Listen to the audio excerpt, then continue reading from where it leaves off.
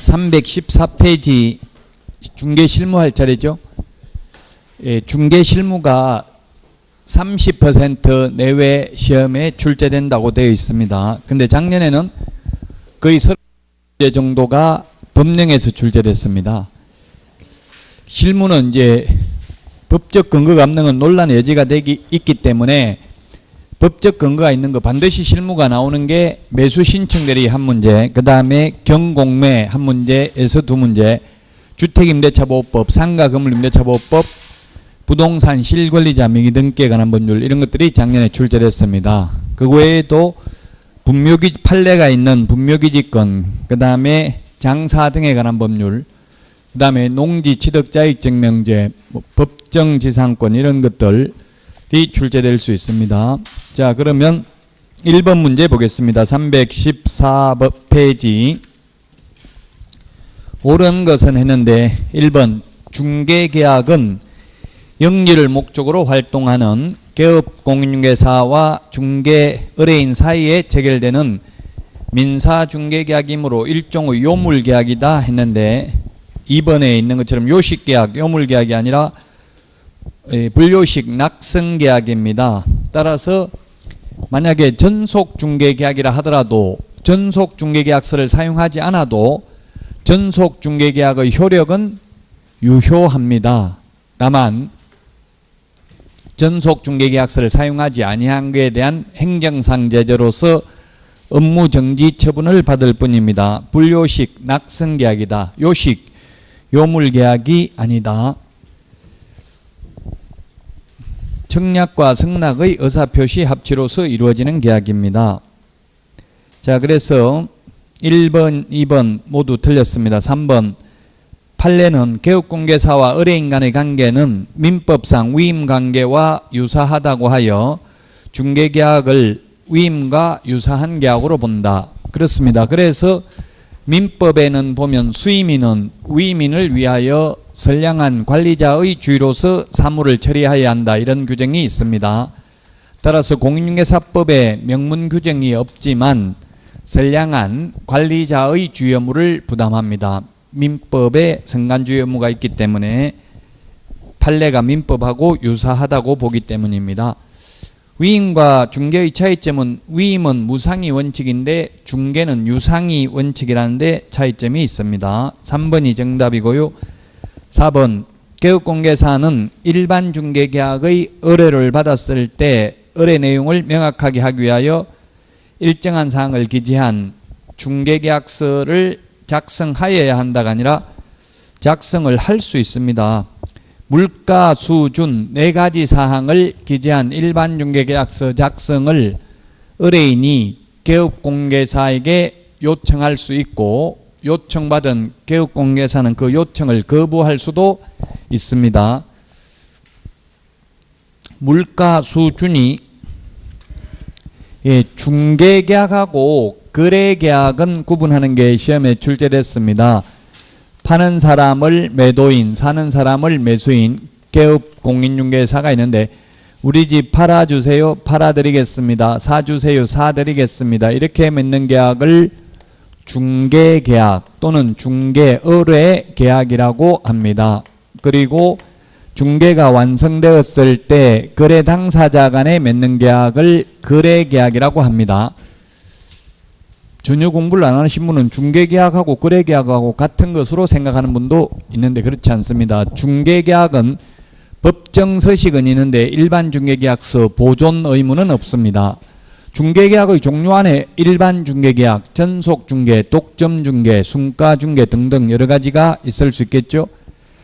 거래계약서는 법정서식은 없지만 5년 동안 사본을 보존해야 되죠. 올 시험까지는 사본 보존이라고 했죠. 사본을 보존해야 됩니다. 자, 그 다음에 물가 수준이 뭐냐면 중개대상 물의 위치 및 규모, 거래 예정가격, 거래 예정가격에 의한 중개보수, 의뢰인과 개업공개사가 준수하여야 할 사항, 이 4가지 사항을 기재한 일반 중개계약서 작성을 요청할 수 있고 요청받은 요청받은 개업공개에서는 그 요청을 거부할 수 있습니다. 물가 수준은 암기 프린트 10번에 있죠.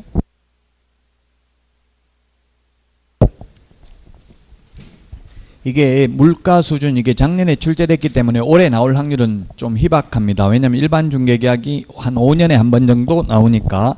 전속 중개계약은 해마다 시험에 출제됩니다. 전속 중개계약은 5번 최근 판례에 따르면 중개보수는 계약 자유의 원칙상 내용 결정의 자유에 속하는 사항이므로 중개계약 시 개업공개사와 의뢰인 간의 합의로 법정보수 한도를 배제할 수 있다.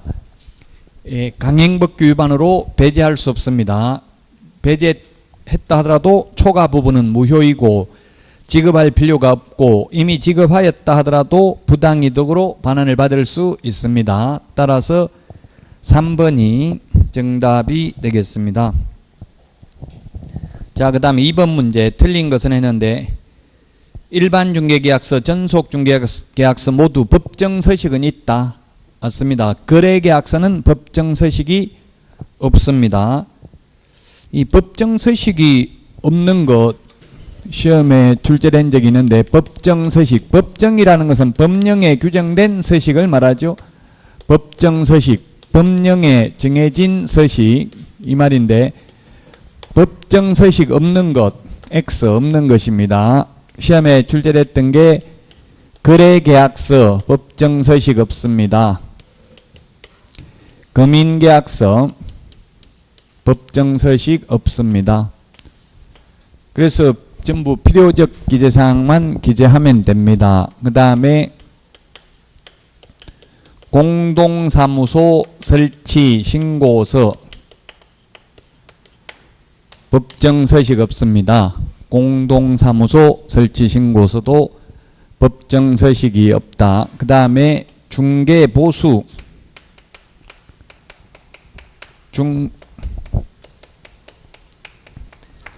중개보수 영수증도 법정서식이 없습니다. 따라서 중개보수 영수증은 교부할 의무도 보존할 의무도 없습니다. 옛날에 있었습니다. 왜 이걸 없앴냐 하면은 옛날 우리 공인중개사법상 법정서식은 전부 다 B5 용지로 크게 돼 있어요. 양식이. 그런데 현실적으로 중개사무소에서는 어떻게 주냐면 영수증을 주기는 주는데 보통 매출전표처럼 반 잘라가지고 주거든요. 조그만한 영수증을. 그래서 개업공개사들이 협회에서 건의를 한 거예요. 번거롭다. 너무 크게 영수증이 너무 크니까 번거롭다. 이렇게 해서 이제 삭제를 했고요. 그 대신에 옛날에 없다가 지금은 초과해서 받을 개연성이 높아졌기 때문에 확인 설명할 때 중개보수 산출 내역을 설명해야 되고 확인설명서 서식에 중개보수 산출 내역을 기재해야 되고 거래계약서에 확인설명서 교부일자를 기재함으로써 3중의 보안장치를 마련함으로써 중개보수를 초과해서 받을 수 없도록 했고요. 다만 우리 시험에 나올 확률은 희박한데 그 소득세법에 따라서 이 현금 영수증은 10만 원 이상 받으면 세법에 의해서 현금 영수증은 교부해야 됩니다.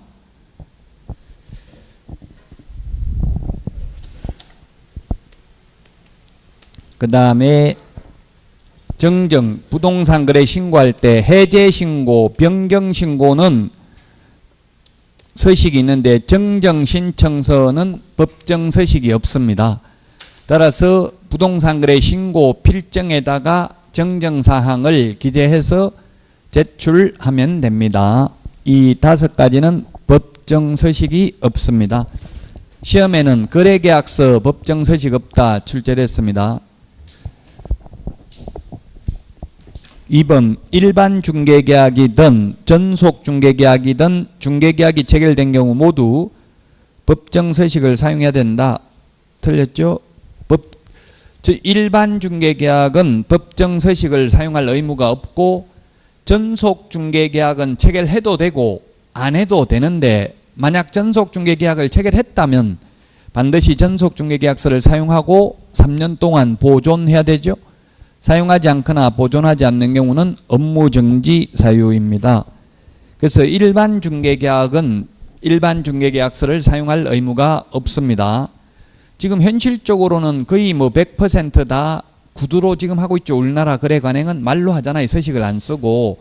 그냥 어떻게 해요? 우리 집 팔아주세요. 저 같은 경우는 부끄러워서 가기 미안해서 그냥 전화번호만 다 적어가지고 와서 집에서 일일이 전화해가지고 내놓은 경우도 많아요.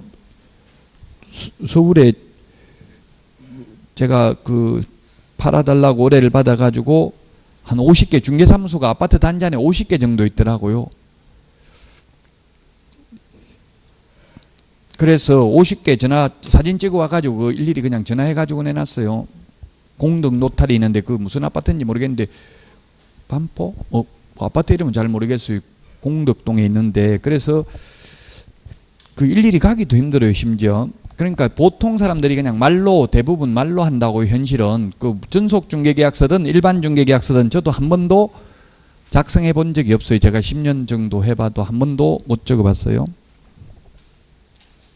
자, 그래서 2번이 틀렸고 3번 일반 중개계약서 보존 의무 없습니다. 전속중개계약서 3년, 확인설명서 3년, 거래계약서 5년, 매수신청대리 관련 서류 다 5년이죠. 매수신청대리 사건카드, 매수신청대리 대상물, 확인설명서, 매수신청대리 행정처분대장 모두 5년 보존입니다. 그 다음에 4번 일반 중개계약서 서식에는 중개 의뢰인의 권리 의무 사항이 기술되어 있다. 일반 중개계약서나 전속 중개계약서나 모두 의뢰인과 개업공개사의 권리 의무사항이 기재되어 있습니다. 이 두 개만 의뢰인과 개업공개사의 권리 의무만 일반 중개계약서하고 전속 중개계약서하고 서식이 다를 뿐입니다. 나머지 3번 유효기간 이런 거는 다 똑같습니다. 3번부터 법정 서식을 보면. 자, 그 다음에 5번 일반 중개계약서와 전속 중개계약서 서식사항의 개업공개사의 손해배상 책임에 관한 기술 내용은 동일하다. 예, 똑같다고요. 의뢰인의 권리 의무, 의뢰인과 개업공개사 권리 의무 빼고 손해배상 책임 똑같이 규정되어 있어요. 예를 들면 개업공개사가 의뢰인에게 재산상 손해를 발생케 한 때에는 그 손해를 배상할 책임이 있다. 서식에 이렇게 되어 있다고요. 기본서 서식에 보면. 또 중개보수를 과다하게 징수한 경우 그 차액을 환급한다 이렇게 돼 있어요. 그 손해를 배상한다. 그게 그 지시대명사 그가 중요한데요. 그 손해라는 것은 손해 입힌 전액을 다 배상한다는 뜻이죠. 그래서 시험에 보험은 1억 가입했는데 손해를 3억 입혔다. 그러면 1억만 배상하면 된다. 보험 설정 한도액 범위 내에서만 이렇게 시험에 나왔어요. X죠. 보험회사에서 1억 물어주면 나머지 2억은 개인 돈 가지고 배상해야 됩니다. 그리고 그 1억마저도 또 구상권 행사당합니다. 그럼 결국은 3억 다 사실상 개업공개사가 손해배상을 해야 됩니다. 2번의 답 2번입니다. 3번 보겠습니다. 1번 전속중개계약 유효기간 내에 의뢰인이 스스로 발견한 상대방과 거래계약을 체결할 수 없다 했는데 체결할 수 있습니다. 체결해도 위약금이나 중개보수는 전혀 지급하지 않는다 하면 옵니까? X입니까? 오죠. O. 중개보수나 위약금은 전혀 없습니다. 다만 실비만 주는데 그 실비도 중개보수의 50% 범위 내에서만 소요된 비용을 줄 뿐이죠. 스스로 발견하면 위약금이나 중개보수는 없습니다. 50% 위약금 지불해야 된다. X입니다. 위약금 없습니다. 전속중개계약은 반드시 시험에 출제됩니다. 2번 전속중개계약을 체결한 개업공개사는 원칙적으로 중개상물의 공법상 이용제한 거래 규제에 관한 사항을 공개해서는 아니 된다. 공개해야 됩니다. 우리 암기 프린트 공개해야 될 사항이 5번에 있죠. 특상태 조건 공금. 암기 프린트 5번에 동그라미 6번 보면 공개하라고 돼 있죠.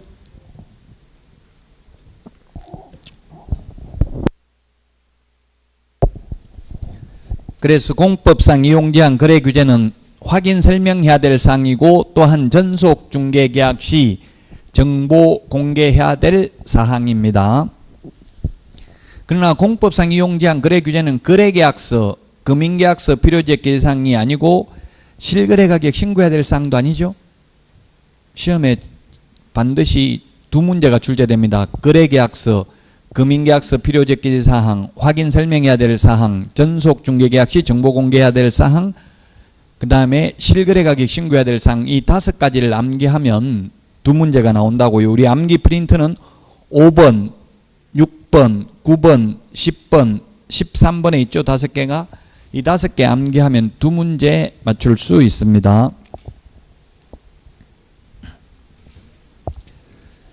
뭐 인터넷에 보니까 이게 암기 프린트 너무 산만하고 힘들다.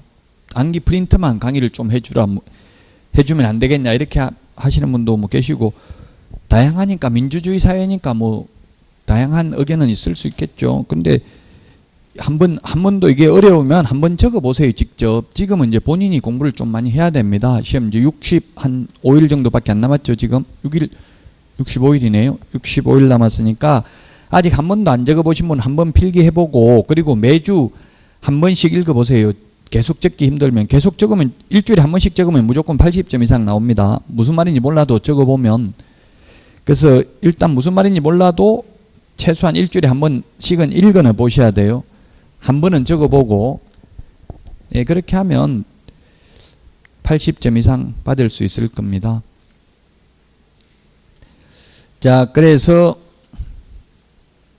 3번에 1번 틀렸고 2번도 틀렸습니다. 3번, 소속공인계사가 중개 의뢰를 접수하여 그 업무를 수행하는 경우 이 법 시행규칙 별지 서식 중개계약서에는 개업공개사와 소속공인계사가 함께 서명 또는 날인하도록 하고 있다. X입니다. 즉 소속공인계사는 계약서 확인 설명서에만 개업공개사와 함께 서명 및 날인하고, 그 외의 모든 서류에 소속공인계사가 서명 또는 날인하는 난이 없습니다. 계약서 확인 설명서만 서명 및 날인이죠. 그 외의 모든 서류는 서명 또는 날인입니다. 그런데 소속공인계사는 계약서 확인 설명서 빼고는 서명 또는 날인도 할 의무가 없습니다. 부동산 거래 신고서에도 소속공인계사가 신고서 제출을 대행하는 경우에는 당해 소속공인계사가 서명 또는 날인해야 된다 하면 X입니다. 서식에도 개업공개사만 서명 또는 날인합니다. 부동산 거래 신고서, 중개거래인 경우, 거래 당사자 직거래인 경우는 물론 거래 당사자가 서명 또는 날인하고요.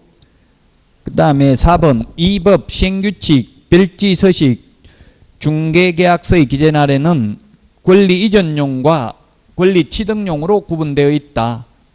맞습니다. 맞는데 이게 좀 헷갈리는 게, 우리가 보통 전속 중개계약이나 만약에 일반 중개계약을 체결한다면 주로 매도인하고 많이 체결해요? 아니면 매수인하고 많이 체결하냐고요? 보통 통상적으로 매도인하고 많이 하죠.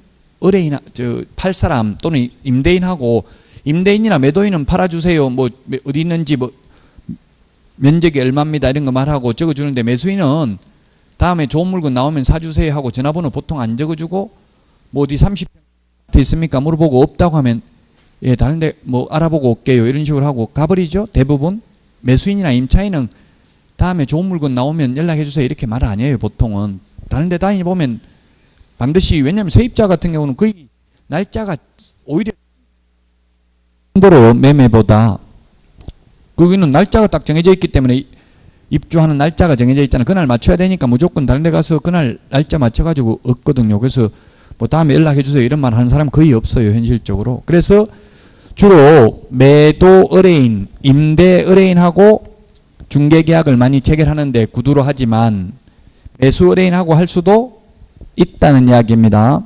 전세가 없을 때는 전세 물건 나오면 연락해 주세요 이렇게 할 수도 있어요. 그래서 권리 취득용도 있다. 따라서 4번이 답이고요.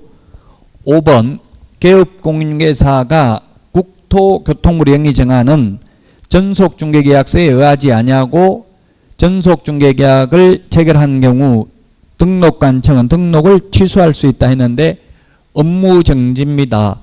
전속중개계약과 관련해서 등록 취소할 수 있는 건 딱 2개입니다.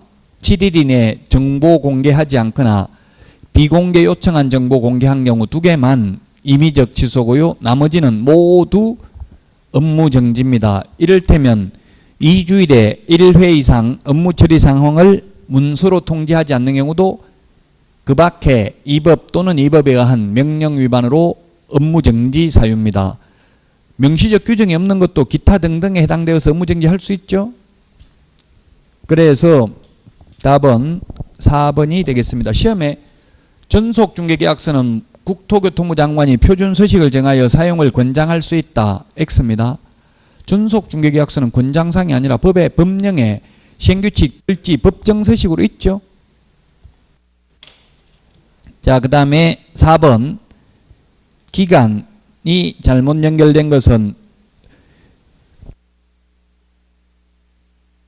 사무소 업무정지는 6월입니다. 그리고 확인설명서 4본 3년 보존이고요. 매수신청 대리 업무정지는 1월 이상 2년 이하입니다. 그 다음에 일반 중개계약서는 보존 의무는 없죠.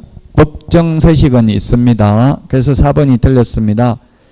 매수신청 대리 행정처분대장은 5년 보존해야 됩니다. 그러나 중개사무소 행정처분대장은 보존하라는 의무가 없습니다. 또 특히 중개대상물 확인설명서는 3년 보존인데 매수신청 대리 대상물 확인설명서는 5년 보존이라는 점도 주의를 하셔야 되겠습니다. 그래서 4번에 답 4번입니다. 자, 그 다음에 318페이지 중개대상물 확인설명, 그 다음에 확인설명서 작성입니다. 5번 문제 보겠습니다. 옳은 것은 했는데 1번 가족묘지 1기 및 그 시설물의 총면적은 합장을 하는 경우는 20제곱미터라고 했는데 이게 기출문제인데 조금 논란의 여지가 있었습니다. 가족묘지는 100제곱미터 이하죠. 가족묘지 안에 들어가는 분묘 1기의 점유면적은 10제곱미터고 합장은 15제곱미터입니다. 어쨌든 20제곱미터는 없거든요. 표현은 1번이 매끄럽진 않아요. 실제 기출문제도 완벽하지 않습니다. 그러면 대법원 판례가 상대적으로 가장 적절한 걸 골라야 된다. 5개 중에서 굳이 가장 틀린 걸 고르지 말고 만약에 그 맞는 걸 하라고 하면은 상대적으로 가장 5개 중에서 맞는 걸 하나 골라야 된다는 게 판례입니다. 다소 완벽하지 않더라도 인간이 출제했기 때문에 출제위원도 완벽할 수는 없다. 그 수험생 책임이라는 이야기예요. 또 어떤 분은 복수정답이라고 답을 2개, 복수정답이면 답 2개 마크하고 나와야 됩니까? 묻던데 절대 그런 건 없죠. 답이 1개라는 전제하에 있어야지. 내가 생각할 때 답 2개라도 2개 체크하면 안 돼요. 1개만 체크해 또 만약에 이 신청이 되면 다 인정해 주니까. 자, 그래서 이 개인 묘지는 30제곱미터 이하입니다. 개인 묘지는. 근데 개인 자연장지는 30제곱미터 미만입니다. 미만. 이하가 아니라 개인 자연장지는 30제곱미터 미만. 그 다음에 가족 묘지는 100제곱미터 이하입니다. 그런데 가족 자연장지는 100제곱미터 미만입니다. 미만. 이하가 아니고 미만입니다. 개인 자연장지는 30제곱미터 미만. 예, 그 다음에 가족 자연장지는 100제곱미터 미만입니다. 그리고 개인 묘지는 사후 30일 이내 신고입니다. 그런데 가족 묘지, 종중, 문중, 법인 묘지는 미리 허가받아야 됩니다. 개인 자연장지는 사후 30일 이내 신고입니다. 가족, 종중, 문중, 자연장지는 미리 신고입니다. 법인 자연장지는 미리 허가받아야 됩니다. 이 뭐 장사 등에 관한 법률이 해마다 많이 출제되는 건 아닙니다. 근데 지금은 한 문제가 소중합니다. 한 문제 때문에 거의 당락이 결정되니까 시험에 출제된 적이 있기 때문에 장사 등에 관한 법률도 해야 됩니다. 거의 나중에 이제 합격자 발표 나면 보면 떨어지는 사람도 거의 한두 문제 때문에 떨어져요. 55점 이상은 다 돼요. 학원에 다닌 사람은. 그래서 한 문제 한 문제가 다 소중합니다. 2번 최종으로 연장받은 설치기간이 종료한 분묘의 연고자는 설치기간 만료 후 2년 이내가 아니라 1년 이내에 분묘에 설치된 시설물을 철거하고 매장된 유고를 화장하거나 또는 봉안해야 됩니다. 안 하면 벌칙은 시험에 나오진 않았습니다. 1년에 2회 범위 내에서 500만 원씩 이행강제금을 부과할 수 있는데 시험에 나온 적은 없다고요. 다만 이게 시험에 1년인데 2년 또는 6개월 이런 식으로 출제됐습니다. 1년 이내입니다. 그럼 매장 기간은 몇 년입니까? 30년이죠. 30년 한 번 연장할 수 있죠. 최장 60년입니다. 분묘기지권은 물론 영구 무한히 존속됩니다. 분묘기지권은 2001년 1월 12일까지 사망하신 분들에게 적용되고 장사 등에 관한 법률은 2001년 1월 13일 이후에 사망하신 분들에게 적용됩니다. 3번 평장이나 암장의 경우에는 분묘기지권 인정되지 않겠죠? 평장, 암장은 인정되지 않습니다. 주로 살인사건 하면 암매장했다 이런 거 뉴스에 많이 나오잖아요. 그런 거는 암매장은 밑으로 푹 파고 묻었다는 이야기죠. 평장은 평평하게 묻어놓으면 묘가 있는지 없는지 알 수가 없으니까 분묘기지권 인정되지 않고 봉분이 있어야 됩니다. 봉분이 위로 불룩하게 올라와 있어야만 분묘기지권이 인정됩니다. 4번 단순히 토지 소유자의 승낙만을 받아서 분묘를 설치한 경우 분묘 설치자는 사용대차에 따른 차주의 권리를 취득하는 게 아니라 분묘기지권을 취득합니다. 분묘기지권을 취득하는 게 3개예요. 주인 동의 받고 설치하는 경우, 주인 동의 안 받아도 20년간 평온공연하게 그 분묘기지를 점유하고 봉제사한 경우, 세 번째는 자기 땅에다가 묘를 설치하고 아무런 반대 특약 없이 토지를 팔아도 분묘기지권이 생깁니다. 주로 경매로 낙찰받는 경우가 되겠죠. 그래서 주인 동의받고 설치했다면 분묘기지권이 있는 겁니다. 따라서 주인이 묘 설치하라 이렇게 했다가 일주일 후에 묘 다시 파내라 이렇게 할 수는 없는 거예요. 기간을 정했다면 그 기간까지지만 기간을 안 정했다면 영구무한히 존속됩니다. 주인이 동의했다면. 그 대신에 시효 취득을 하는 경우에는 무상지료가 원칙이고 나머지는 지료를 지급하는 게 원칙입니다. 아무런 특약이 없으면. 5번이 답입니다. 토지 소유자의 승낙 없이 타인 소유의 토지에 자연장을 한 자는 토지 소유자에 대하여 시효 취득을 이유로 자연장의 보존을 위한 권리를 주장할 수 없다. 자연장이라는 건 최근에 신설됐어요. 장사 등에 관한 법률에서. 용어정의에 보면 자연장이라는 것은 뭐냐 하면 화장한 골분을 화초, 잔디 등의 밑에 묻어서 장사하는 것을 자연장이라고 합니다. 그래서 2001년 1월 13일 이후에 사망했기 때문에 분묘기지권은 인정되지 않는다 이 말입니다. 그래서 5번이 되겠습니다. 저나 여러분은 지금 사망해도 분묘기지권 인정되지 않습니다. 6번 문제입니다. 옳은 것은 했는데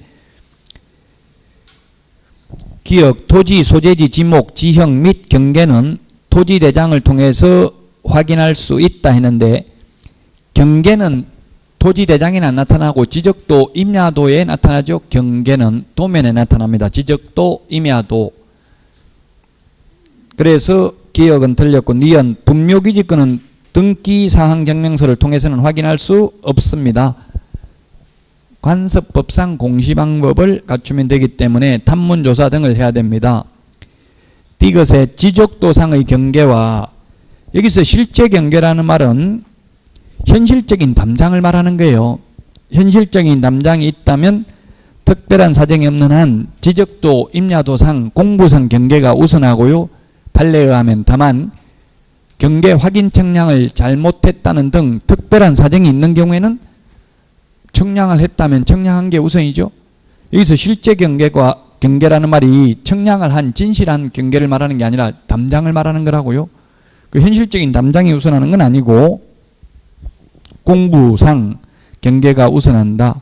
다만 또 청량을 했다면 청량한 게 우선합니다. 리얼 동일한 건물에 대하여 등기부상 면적과 건축물 대장상 면적이 서로 다른 경우에는 건축물 대장을 기준으로 한다. 예, 그렇죠. 표시사항은 대장이 우선하고 권리관계는 등기사항 증명서가 우선합니다. 7번 문제 보겠습니다. 6번에 2번이고요. 7번 틀린 것은 했는데 주말 체험용 농을 위해 농지를 소유하는 경우 한 세대 부부가 각각 1000제곱미터 미만으로 소유할 수 있다 했는데 세대원 전부 합산입니다. 세대원 전부 합산입니다. 부부라도 세대원이 아니면 가능하겠죠. 그러나 세대원이면 합산합니다. 세대원 전부가 소유하는 면적이 1000제곱미터 미만입니다.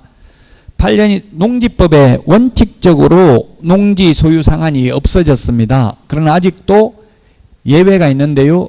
8년 이상 제촌 작용하다가 인용한 경우에는 10,000제곱미터 이하 소유할 수 있죠. 그 다음에 비농업인이 상속받는 경우에도 10,000제곱미터 이하, 주말 체험용 농은 1000제곱미터 이하가 아니라 미만입니다. 미만, 1000제곱미터 미만이라는 점을 주의해야 되겠습니다. 1번 틀렸습니다. 2번 농지 임대차는 원칙적으로 임대차가 안 됩니다. 다만 만약 예외적으로 뭐 3개월 이상 국외 여행 중이거나 3개월 이상 병원에 입원해 있거나 이런 경우 가능한데요. 그러면 반드시는 아니지만 서명계약을 원칙으로 합니다. 그 다음에 3번 합병, 상속, 시효취득 이런 경우 농지취득자익증명 받을 필요 없습니다. 전용 협의를 완료한 경우 등은 맞습니다. 그 다음에 4번 농지 최단기 임대차 존속기간은 3년입니다. 주택은 2년입니다. 상가는 1년입니다. 민법 임대차는 최단기, 최장기 존속기간 없습니다. 민법의 건물 전세권은 최단기 존속기간이 1년, 최장기는 10년이죠. 지상권 최단기 존속기간 경고한 건물은 30년, 목조 건물 15년, 공작물 5년입니다. 최장기는 없습니다. 자, 그 다음에 4번 질병으로 인해서 입원한 경우에는 질병이 아니고 징집이네요. 징집인 경우에도 최단기 존속기간 3년 약정된 것으로 본다. 징집 군대 가는 거죠. 5번 농지 전용 허가를 받아 농지를 소유한 자가 취득한 날로부터 2년 이내에 그 목적 사업을 착수하지 않는 경우 해당 농지를 처분할 의무가 있다. 2년입니다. 전용 허가 다른 용도로 사용하겠다 해놓고 2년 안에 사용을 안 하면 7번에 1번이고요. 8번 틀린 것은 했는데 개인묘지는 20제곱미터가 아니라 30제곱미터를 초과해서는 아니 된다. 자, 그 다음에 2번 4후 30일 이내에 매장 신고해야 된다. 그 다음에 가족묘지란 민법에 따라 친족관계였던 자의 분묘를 같은 구역 안에 설치하는 묘지를 가족묘지라고 합니다. 4번 시장 등은 묘지의 설치 관리를 목적으로 민법에 따라 설립된 재단법인에 한정하여 법인 묘지의 설치 관리를 허가할 수 있다. 사단법인이 아니고 재단법인입니다. 재산이 모인 단체가 재단법인이죠. 5번 설치기간이 끝난 분묘의 연고자는 설치기간이 끝난 날로부터 1년 이내에 해당 분묘에 설치된 시설물을 철거하고 매장된 유고를 화장하거나 봉안해야 된다. 1년입니다. 8번에 1번이고요. 9번 틀린 것은 했는데 1번은 경자유전의 원칙이 있기 때문에 농사지을 사람만 소유해야 됩니다. 그 다음에 공유농지의 분할 원인으로 농지 취득하는 경우 농지 취득자익증명 요하지 않는다. 분할, 합병 이런 거 상속, 전용 협의 완료한 경우 이런 경우는 국가, 지자체가 취득하는 경우 등은 농지 취득자익증명 받지 않아도 됩니다. 그 다음에 3번 농지 소유자는 6개월 이상 국외 여행 중인 경우 위탁 경영할 수 있다. 6개월이 아니고 3개월입니다. 3개월. 농사는 3개월 이상 관리 안 하면 잡초밖에 없어요. 그래서 6월이 아니고 3개월입니다. 지금 태풍 오고 하는데 6개월 동안 관리 안 해버리면 전부 나중에 풀밖에 없겠죠. 3번이 정답입니다. 4번 외국인이 경매로 대한민국 안의 토지를 취득한 때에는 취득한 날로부터 6개월 이내 신고해야 된다. 이때 취득한 날이란 매각대금을 완납한 날로부터 6개월 이내입니다. 매각대금을 완납한 날로부터 6개월 이내다. 5번 외국인이 상속으로 대한민국 안의 토지를 취득한 후 법정 기간 내에 신고하지 않으면 과태료가 부과된다. 예, 맞습니다. 상속인 경우에는 6월 이내에 신고해야 되죠. 외국인 안 하면 100만 원 이하의 과태료입니다. 그래서 9번의 답 3번입니다. 10번 틀린 것은 했는데 주말 체험용농은 세대원 전부 1000제곱미터 미만. 그 다음에 2번 주말 체험용농도 농지 취득자격증명 발급받아야 됩니다. 다만 농업경영계획서 제출은 하지 않기 때문에 2일 이내에 발급해 주죠. 농업경영계획서 제출하는 경우는 4일 이내에 발급해 줍니다. 3번 농지 임대가 예외적으로 허용되는 농업경영을 하려는 자에게 임대하는 경우 그 임대차 계약은 서명계약을 원칙으로 한다. 4번 임대농지를 양수한 자는 농지법에 따른 임대인의 지위를 승계한 것으로 본다. 최단기 존속기간 3년이기 때문에 임대차 계약되어 있는데 1년 만에 매수인이 바뀌어도 임차인은 계속 2년 더 농사 지을 수 있다는 이야기죠. 그리고 2년 후 계약기간 끝나고 나갈 때 새 주인한테 보전금 받아 나가면 된다는 이야기입니다. 5번 5년간이 아니라 8년간 제촌작용하다 인용하는 경우 만제곱미터 소유할 수 있습니다. 그래서 5번입니다. 5년은 어떨 때 있어요? 5년이라는 말은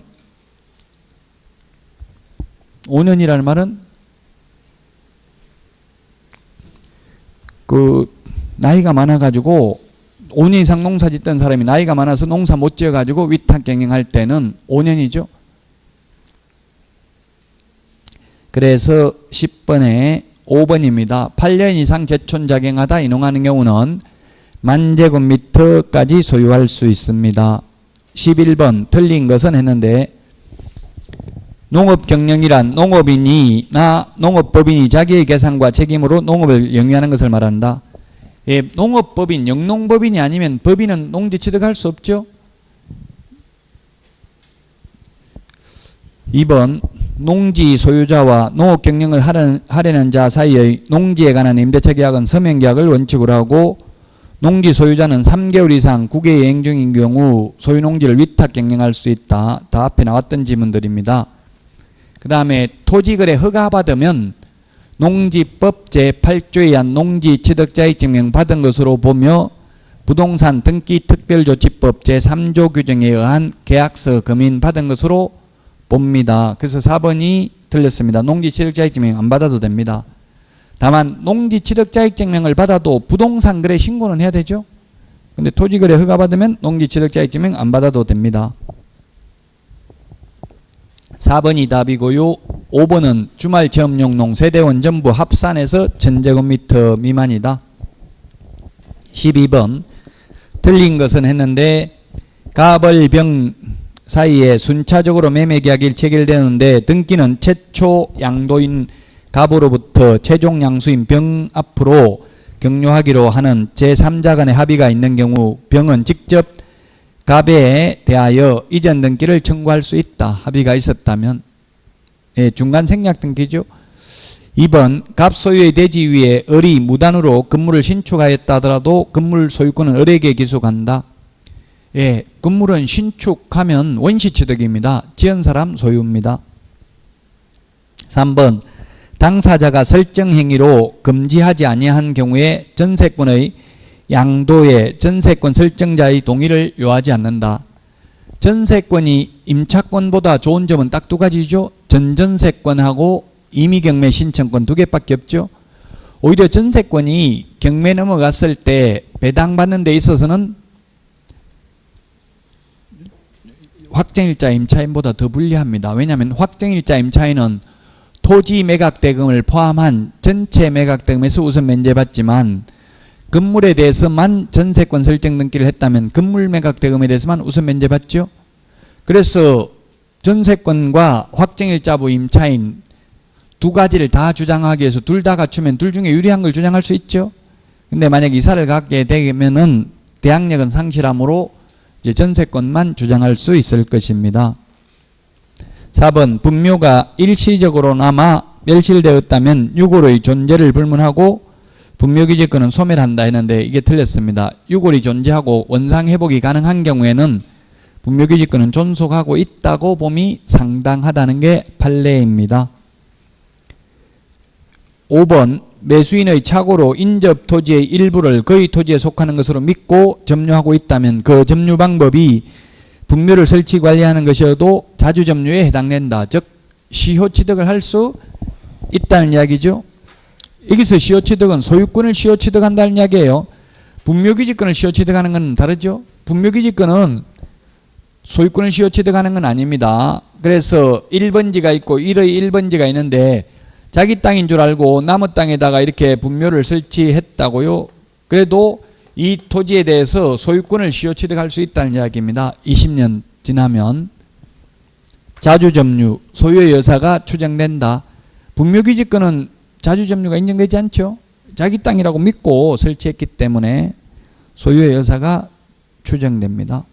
요즘 시골에서 이거 시효취득 20년 지나면 자동적으로 등기 명의가 넘어오는 게 아니잖아요. 합의해서 등기를 넘겨주면 되는데 합의해 줄 사람 아무도 없겠죠. 그럼 전부 다 소송해야 돼요. 재판상 등기를 신청할 수밖에 없어요. 시효취득에 의해서 소유권 이전 등기를 청구해야 되는데, 그래서 소유권 뺏기는 사람 많이 봤습니다. 시골에서. 보통 도시 나온 사람들이 그냥 시골 사람들한테 공짜로 농사 지으라고 하고, 제가 아는 분도 지인도 맨날 가면 1년에 몇 년에 한 번씩 가서 잔치 막 돼지 잡아가지고 잔치하고 이렇게 서울 가서 출세했다고. 그런데 20년 지나니까 줄줄이 동네 사람들이 다 소송한 거예요. 시효취득 했다고. 그래서 어떻게 하면 되냐 묻길래 뭐 입증할 수 있는 자료 있냐 보니까 아무것도 없더라고. 차임을 받았다는 증거도 없고 임대차 계약서도 없고 아무것도 없죠. 뭐 받은 것도 아무것도 없고. 그러니까 해봐야 그냥 변호사비만 들어가니까 그냥 명의 넘겨주라고 했어요. 제가 저한테 묻길래 변호사비 몇 천만 원 들어가고 소송 대부분까지 가려고 하면 그래도 거의 다 패소하더라고요. 왜냐면 그분들은 자기들끼리 마을 사람들끼리 뭐 서로 증인대주고 뭐 이장들이 그 사람 계속 농사 짓고 뭐 했다 이런 식으로 인정해 버리니까 뺏기더라고요, 소유권을.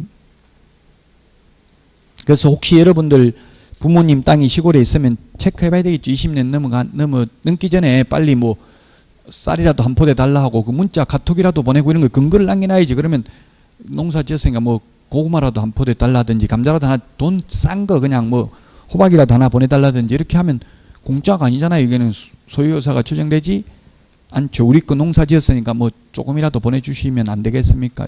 보내주시면 안 되겠습니까? 이렇게 하면 안 되겠네요. 좀 보내주십시오. 이렇게 해야 되겠네요.